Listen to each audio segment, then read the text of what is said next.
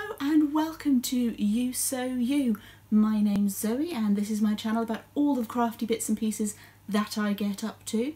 I knit, I crochet, I spin, I dabble in weaving, I sew, I do a bit of cross stitch, a little bit of embroidery from time to time, and there's various other bits and pieces that I'll dabble into. I am one to fall down a rabbit hole. So without further ado, let's get started.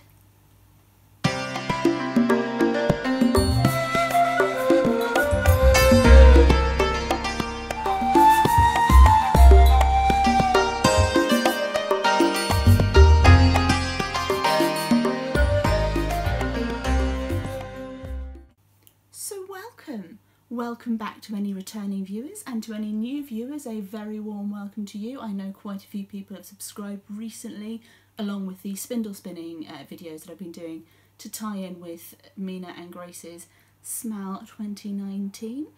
More details can be found on their podcast and in their Ravelry groups.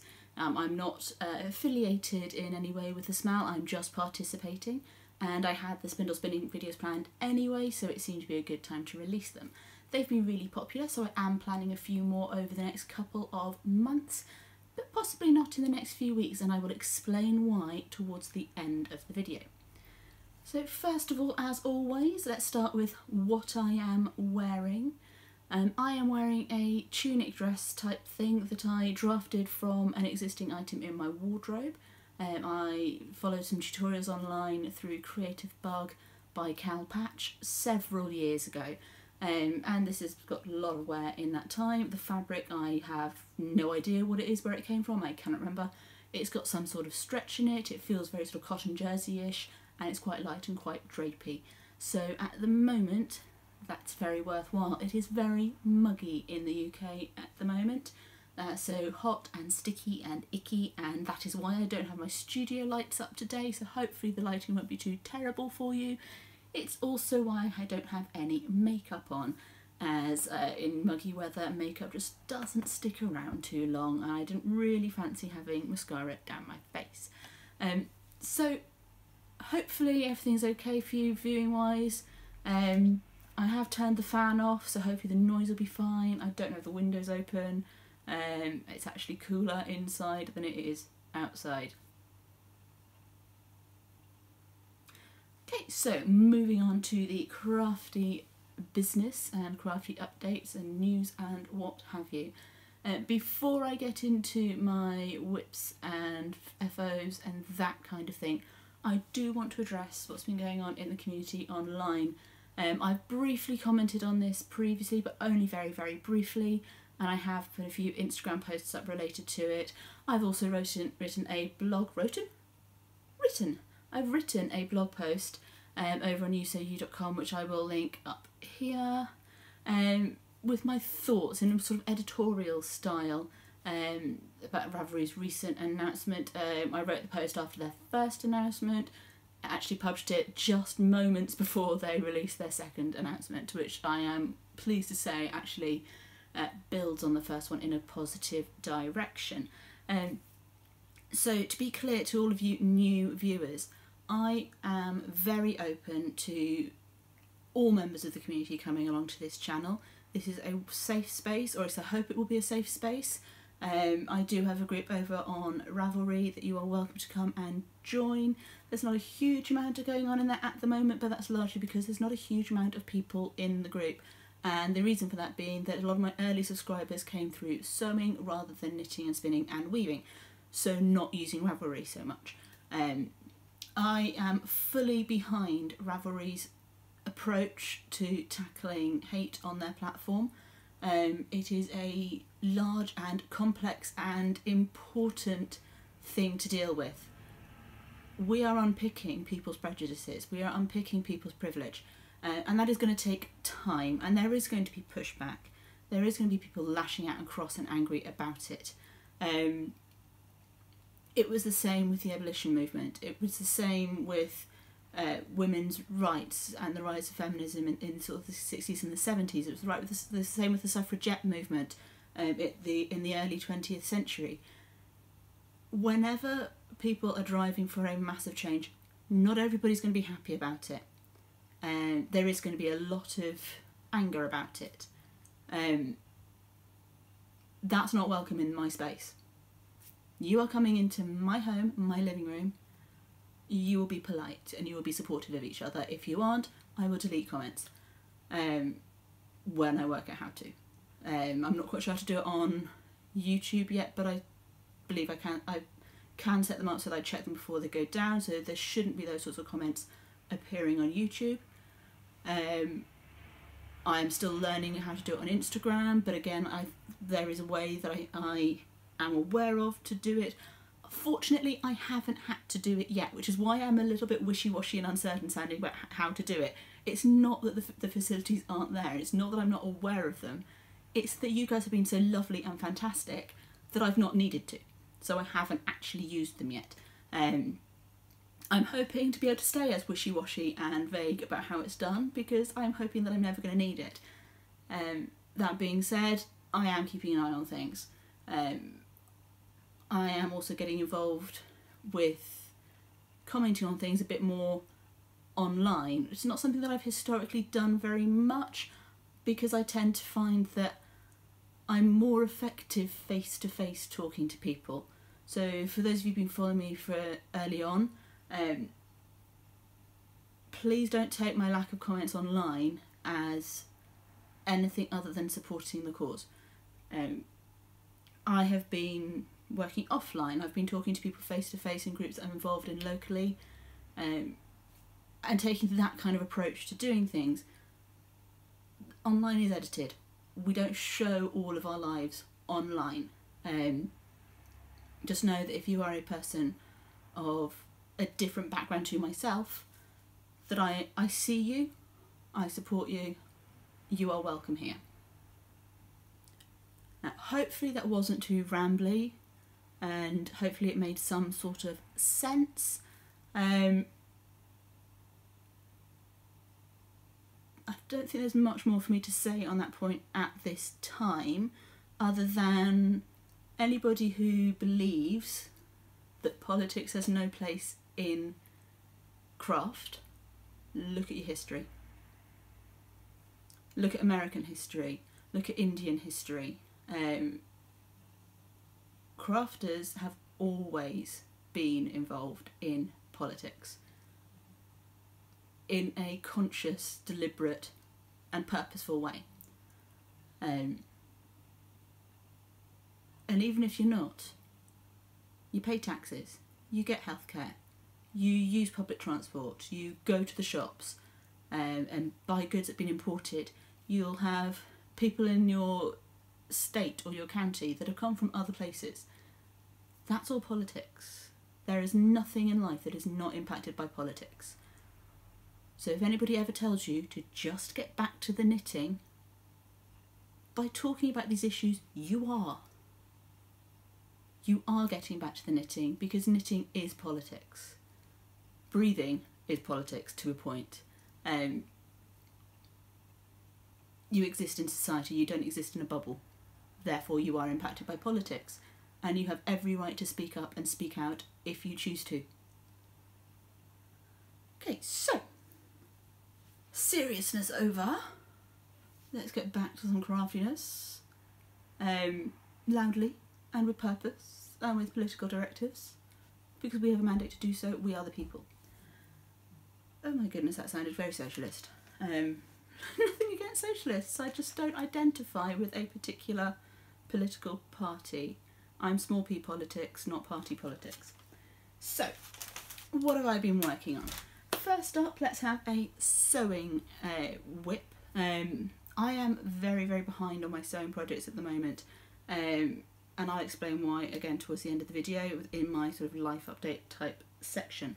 But I have actually been working on a shirt for my partner with some lovely fabric that's been sent to me by Minerva Crafts. So Minerva Crafts send out a list each month to their maker team saying, here's some lovely fabrics, which one would you like?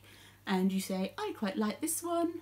And they either say, yep, we've got that for you, or they say, oh, somebody else has already taken that one. Is there anything else you would like? And in return, once you've received your fabric, you make a project, you write a blog post for them. I actually have a few projects for Minerva backed up a little bit, so I haven't been taking on new fabric, and I won't do until I've got those cleared and out the way. But this particular project, first item for my partner, it's in this lovely festive check fabric. It's a light cotton, and it is a shirt. It is almost done. I just need to hem it. I'm not going to be putting buttons on this shirt at this point. It's going to be an open shirt, so it's short sleeved. I don't have a photo of him in it because it's not hemmed on the sleeves, it's not hemmed on the bottom. It does have a yoke. It does have darts in the back, hopefully you'll be able to see them. It needs a press, which you'll get once it's finished. There's back darts here to put it in a little bit. And there is a collar stand. So I've not done collar stands before, I've not done yokes before, and so this has been quite a skill builder project. The pattern that I used is from Stoff and Still, and it came in this packet. So it has a nice window on the front for you to see a picture of the pattern. Obviously I've been using it, so it's not all in the same order, and there's a little window on the back for the sizings.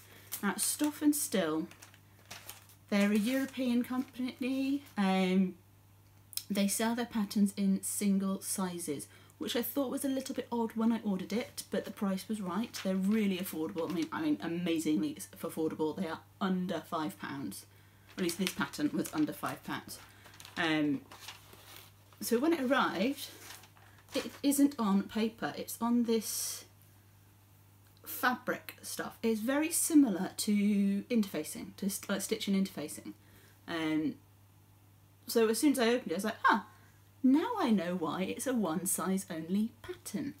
Now I ordered what I thought would be the right size for my partner. It's actually at least a size too small now that I've made it, which is why I'm probably not going to put buttons on it. He's going to be wearing it open over a t-shirt, which is fine. I mean, it's not an uncomfortable fit on him, it's just not something he's going to be able to button up. The pattern itself is fine, and there's limited instructions on there. It's one side of A4, if that, in instructions, once you find the set of instructions in your own language. So I did need to do a bit of thinking and head scratching and googling to just check a couple of techniques I hadn't tried before. But the level of instructions are pretty much the same as the types of patterns I learnt to sew on. When I learnt to sew, we didn't have all these indie designers with their photo tutorial, booklet, detailed, hand-holding instructions. It was much more basic. You were expected to know or have access to somebody who did know how to do the techniques. So in terms of actually making it, it wasn't too bad for me. I just had to check how to do the collar stand. So yeah, not a massive problem. To make it again, I need to either buy a larger size and risk that being the wrong size as well, or to use the pattern pieces I've got to redraft it into a larger size. Not sure which option I'm going to take at the moment, but there will be more shirts made for my other half at some point because he does like wearing them, particularly the short sleeve ones in the summer. He doesn't have many of them, so yeah, I mean it's fine. I'm happy with how it's been made. He can get it on, it's not uncomfortable. If it was buttoned, it would be too tight around the shoulders and the chest. So it's just going to be worn open, which is fine. So that's almost done. And that is actually my only sort of sewing, knitting, crochet type whip to show you, because I haven't really been working on my whips over the past few weeks. If you follow me on Instagram, you will know that I am taking part in the SMAL 2019.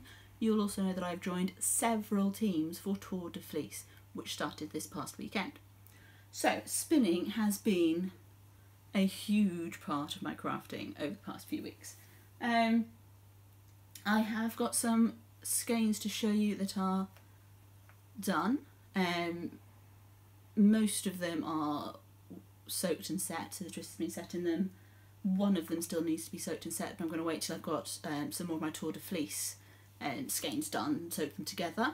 I do have a single here that I've done on my Turkish spindle, ready and waiting for its partner to be made into a 2-ply.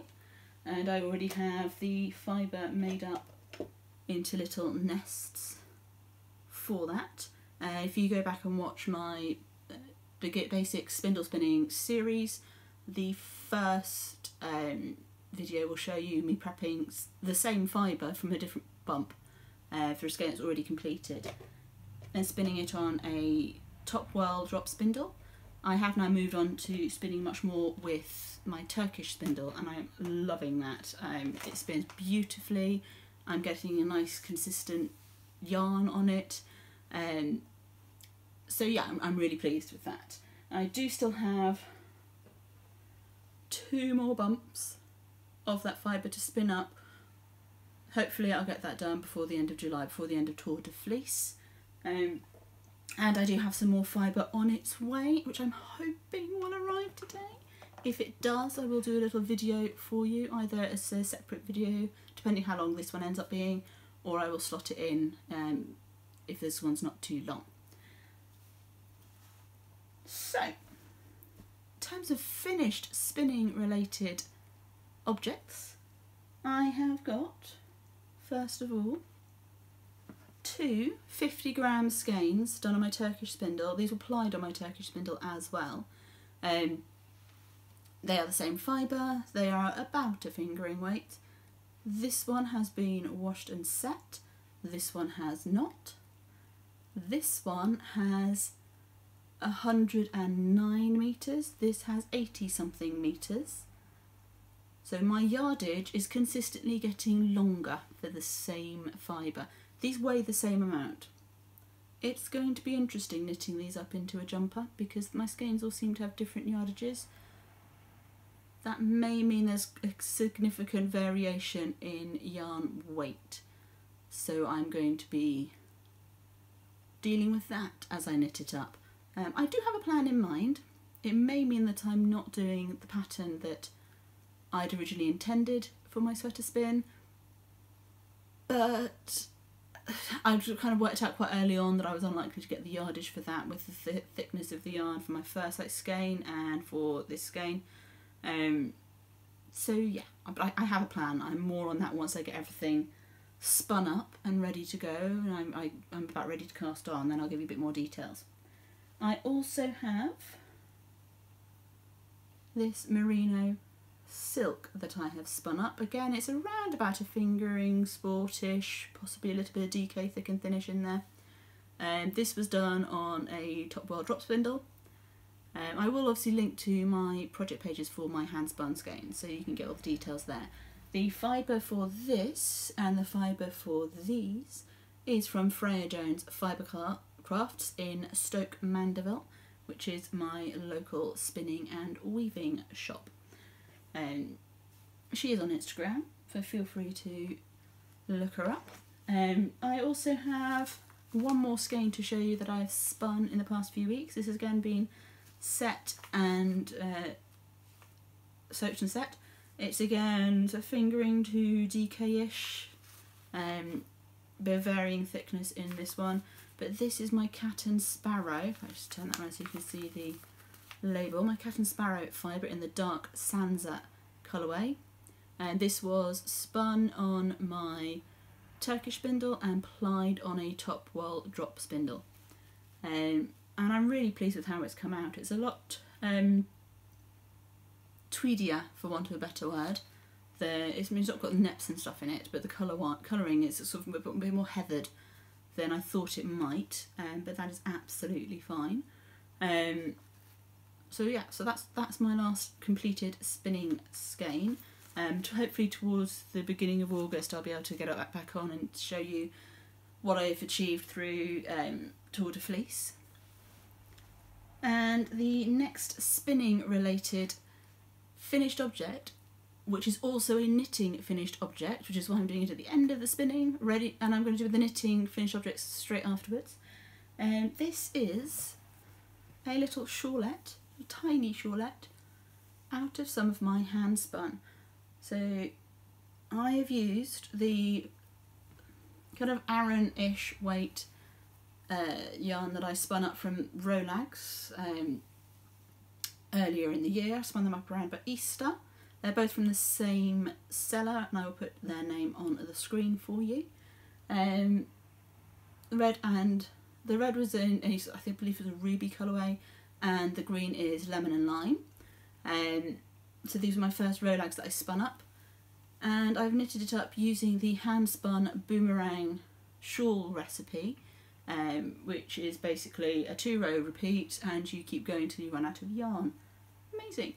Until you get to the end and you realise that you haven't quite got enough yarn, and you need to rip out the cast off like 4 times, try it again on different size needles, resort to a single crochet cast off, still not have quite enough yarn, and then have to finish it off with a bit of commercial. But yeah, I'm really pleased with this. It's tiny, it's not a massive shawl, but it does wrap around quite nicely, and come Christmas it will sit quite nicely inside my coat and just keep the chills out with that little gap between the top of the zip and my neck. So yeah, overall quite pleased with it. It's far too warm to be wearing it, so I'm going to take it off again. There will be more hand spun knitting going on as I get through more of my stash. I've got a couple of skeins, similar weight to this, that I spun up quite early on in my spinning career, that I need to knit up into something. I've got about 100 grams of each, so I could put them together and make a larger one of those shawls. That was a 50 gram skein of each colourway, so with 200 gram skeins I could potentially get twice the size, roughly, we'll see. So pure knitting wise, Sock Madness update. Sock Madness is now over. It finished in June. I didn't quite make it to the last round. I made it to the second to last round, which I think for a first time Sock Madness participant is pretty good. The first pair of socks I'm going to show you is the third to last round. These are a pair of colourwork socks. They are beautiful, but they do need sock surgery. So these are the Kanjas socks. So they have this Stroop Waffle inspired pattern down the outside, and then the Stroop Waffle inspired checkerboard effect all the way over, with contrast toes and heels. Now the pattern gave you 2 options. You could either knit the colourwork stranded, or you could use the laddered back jacquard technique, which I've not done before, so I opted to knit them stranded.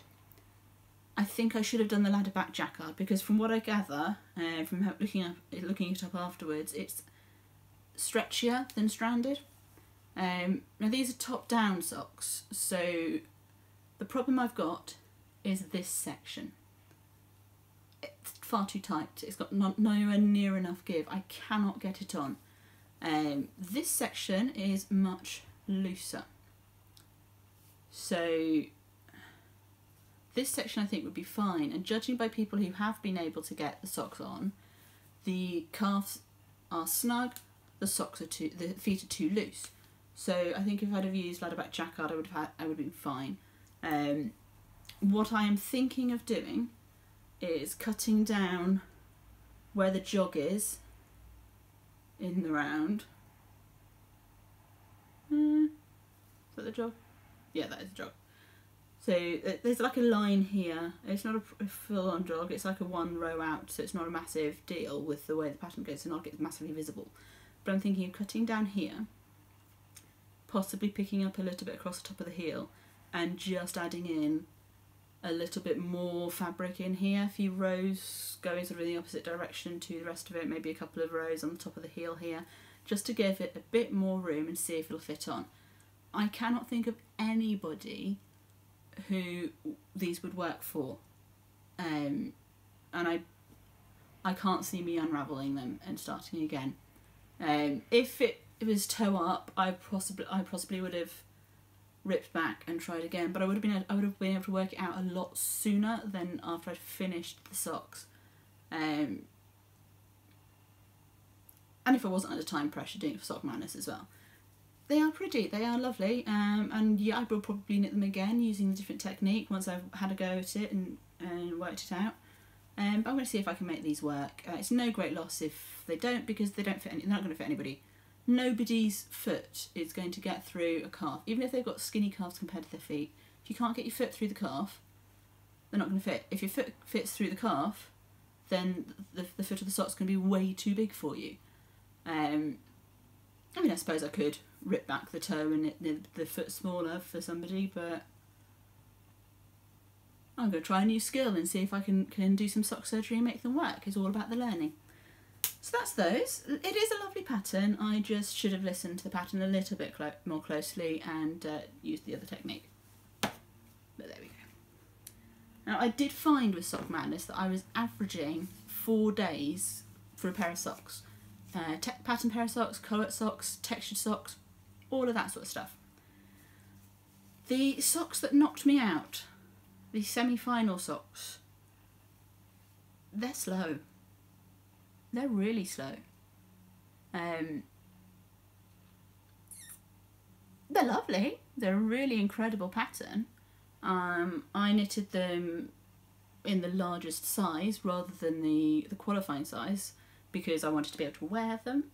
That has meant that I have not knitted them as tall as in the pattern, but that's fine because they're now ankle socks instead of full length socks. That's not a problem. I did have to do a modification on the leg, and I'll explain why in a minute. I will also, once I've shown them to you on the sock blockers, put a picture up here to show you what they look like on my feet, because they don't quite, on the sock blockers, show themselves in all their glory. These are knitted out of paint box yarns. The other ones were West Yorkshire Spinners, and these are paint box yarns in their sort of faux Fair Isle yarn. And they are the Swirlagon socks. Let's just show you that a little bit more closely. How phenomenal is that pattern? It's so unusual, but you can see why it took longer than the 4 days. The construction on these start at the heel. The standard pattern has a pentagon heel, which is what I did, so you knit 2 pentagons. There is the option for a hexagon heel, which would have given a bit more room in the heel, and I should have taken that option. I didn't. Not knowing how they were going to fit, I wanted to try as written before making masses of modifications, particularly as it was for the competition. So you do the heel first. Then you work the hexagons that go around the foot here. Then you work these hexagons, then you do the toe, and then you start working up the leg. Now, because I had done the pentagon heel and not the hexagon heel, I could already see I wasn't going to have enough space to get over the ankle because the heel wasn't coming far enough up my foot compared to what I'm used to with the German short row heel with the mini heel flap adjustment that Mina Phillip does knitting Expat. That is my preferred heel for fit on my feet. So by this point the competition was already over. It was over before I'd done my toes, for this round anyway.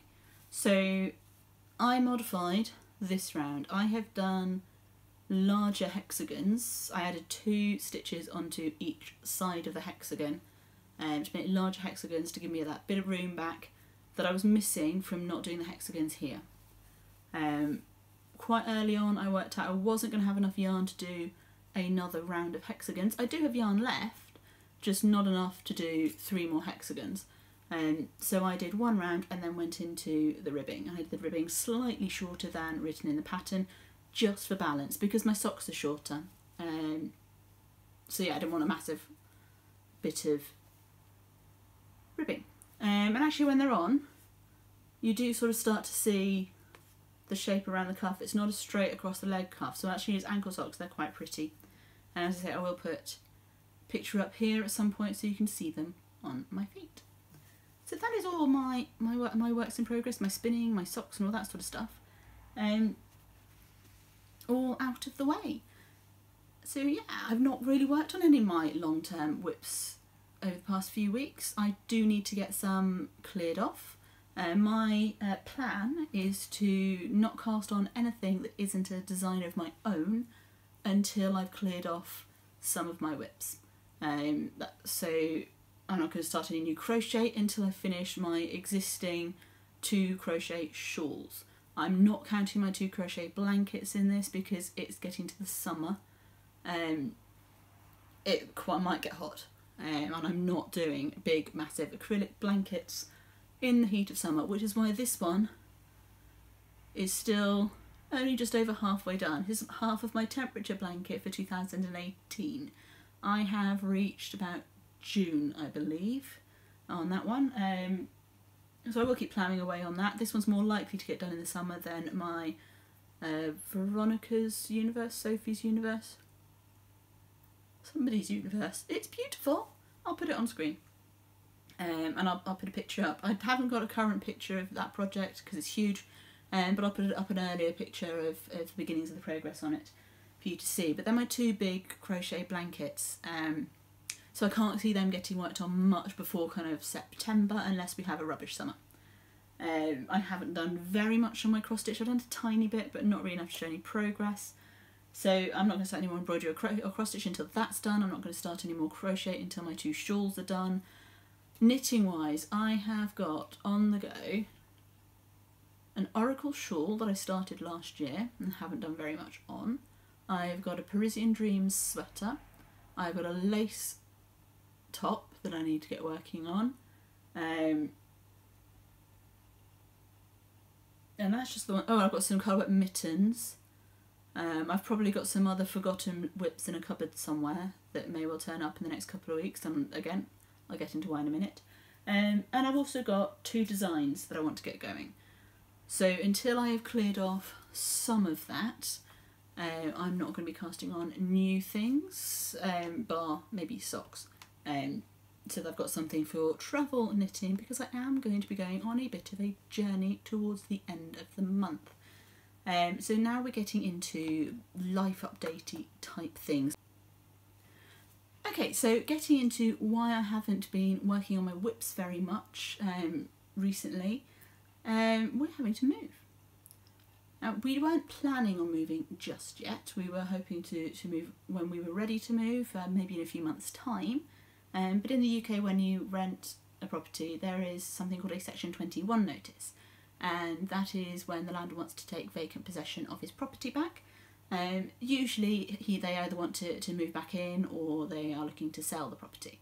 There are ways that they can invalidate that notice, but it is a standard notice, and it doesn't mean that the tenant has done anything wrong. It's not that they aren't happy with you or you've breached your lease or anything. It's just that they want the property back for whatever reason. They don't have to tell you why. That being said, for those of you that do rent and aren't aware, there are legal protections for you if you receive a Section 21 notice. If you are unsure at all, obviously go to Citizens Advice Bureau, talk to your council, and they will give you advice or point you in the right direction as to what to do. Section 21 notice has to give you 2 months notice minimum. If you receive a Section 21 notice and it doesn't have 2 months notice on it, it's not valid. If you get to the end of that 2 months notice period and you've been unable to find a property, you don't have to move out. The landlord would have to take you to court to get an eviction process in place. And usually by the time you've got to court and all that sort of stuff, you're going to have found somewhere anyway. But don't panic if you get a Section 21. Seek proper advice, check that it's valid. If you've complained about maintenance, if you've asked for repairs to be done and you're given a Section 21 notice, it's not valid. That kind of thing. So do check and get proper advice if you get one, and yeah, don't panic.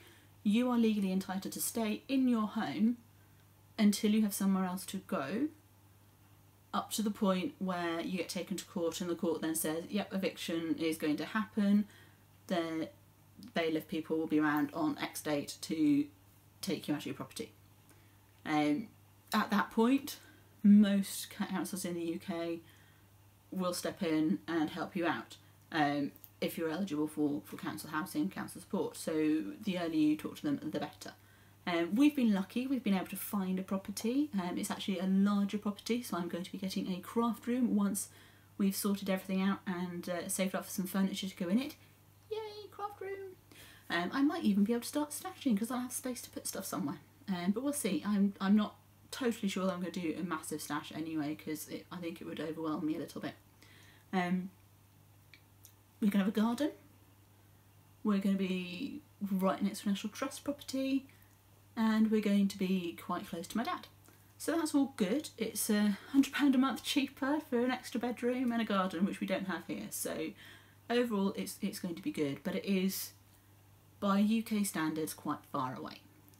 So we are leaving our village, we're moving into a town where there's better transport, but it does mean that we are needing to find new jobs and all that kind of thing. So it's a little bit on the stressful side. We've been house hunting and sorting out referencing and that kind of thing, and job hunting as well in a new area when we're not actually there to go to interview, so that's always fun.